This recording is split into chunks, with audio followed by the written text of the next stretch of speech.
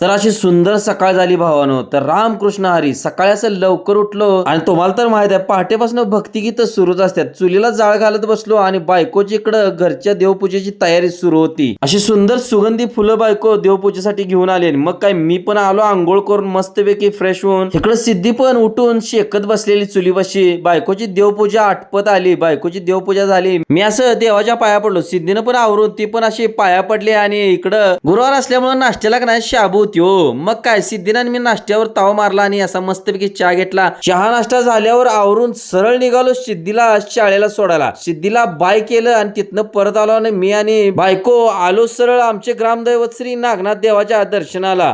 प्रत्येक गुरुवारी आमच्या आंबपचे गावकरी असू द्यात, पंचकृषीतली लोक असू द्यात, नागनाथाच्या दर्शनाला येतात. आम्ही दोघांनी मंदिरात प्रवेश केला. असं भव्य आमच्या नागनाथाचं मंदिर आहे. हे आमच्या नागनाथाची मूर्ती. खरंच व्हिडिओ बघणारे सर्वांनी मन भरून दर्शन घ्या. आम्ही पण नागनाथाचे असे मन भरून दर्शन घेतले. मन असं प्रसन्न झालं. तर भेटू आता पुढच्या ब्लॉग मध्ये. व्हिडिओला लाईक करा, शेअर करा, कमेंट्स करा आणि आपल्या चॅनेलला सबस्क्राईब करा विसरू नका. धन्यवाद.